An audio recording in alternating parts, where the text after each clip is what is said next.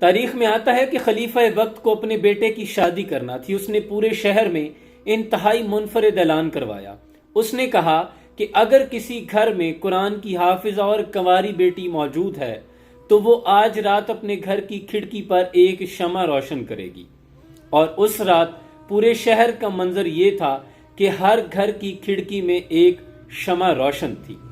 کس قدر حسین منظر ہوگا، لیکن اب فیصلہ کرنا مشکل ہو گیا کہ انتخاب کس کا کیا جائے۔ اس پر خلیفہ وقت نے دوبارہ اعلان کروایا کہ جس گھر میں کنواری اور حافظہ کے ساتھ ساتھ موتا امام مالک کی بھی حافظہ موجود ہے، وہ آج رات اپنے گھر کی کھڑکی میں ایک شمع روشن کرے۔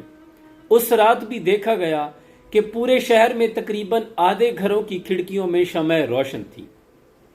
قربان جائیں، یہ منظر کتنا دیدنی ہوگا۔ اور وہ شمع صرف روشنی کی نوید نہیں تھی، وہ اسلام کی ایک صبح روشن کی نوید سنا رہی تھی کہ تمام گھروں میں مسلمانوں کی نوجوان نسل آنے والے بچوں کی تعلیم و تربیت کے لیے بہترین مائیں اور بہترین تعلیم دی جا چکی ہے۔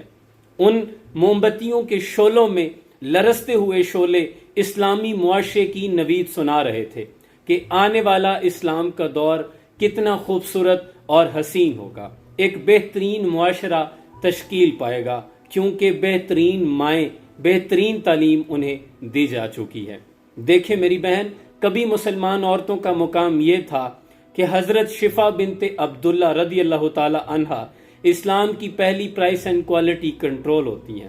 کبھی ام المومنین حضرت جویریہ رضی اللہ تعالی عنہا آپ اصحاب صفا کو سرجری پڑھایا کرتی ہیں۔ کبھی حضرت حفصہ رضی اللہ تعالی عنہا اسلام کی پہلی قرآن کی پہلی جو تدریس اور اس میں اس کی حفاظت کا ذمہ تھا، اس کی جو خط و خطابت تھی، تدریس کا معاملہ تھا، حضرت عثمان رضی اللہ تعالی عنہ نے حضرت حفصہ کے سپرد کیا تھا۔ کبھی مسلمان کی بیٹی حضرت ام دردہ الصغریٰ آپ دمشق کی جامع مسجد میں احادیث پڑھایا کرتی تھی، اور آپ کے شاگردوں میں امام احمد بن حنبل رحمۃ اللہ علیہ شامل ہیں۔ کبھی مسلمان بیٹی کا معیار یہ تھا، لیکن صد افسوس آج اسے مارننگ شوز میں بیٹھ کر صرف ایک ویسٹ کلچر کے بارے میں تعلیم دی جاتی ہے اور ایک مائنڈ سیٹ دیا جاتا ہے کہ عورت کے شانہ بشانہ کھڑے ہو اور اپنے حق کا مطالبہ کرے، لیکن وہ اسلام کی حدود سے باہر نکلنا چاہتی ہے۔ لیکن اسی اسلام نے اس عورت کو اتنی عزت بخشی کہ اس سے پہلے تو اسے زندہ درگو کر دیا جاتا تھا۔ اپنا معیار زمانے سے مختلف بناؤ۔ تمہارا تعلق تو اس دین سے ہے جس کی بیٹی گڑیا بھی خریدے تو دوپٹہ ساتھ لیتی ہے۔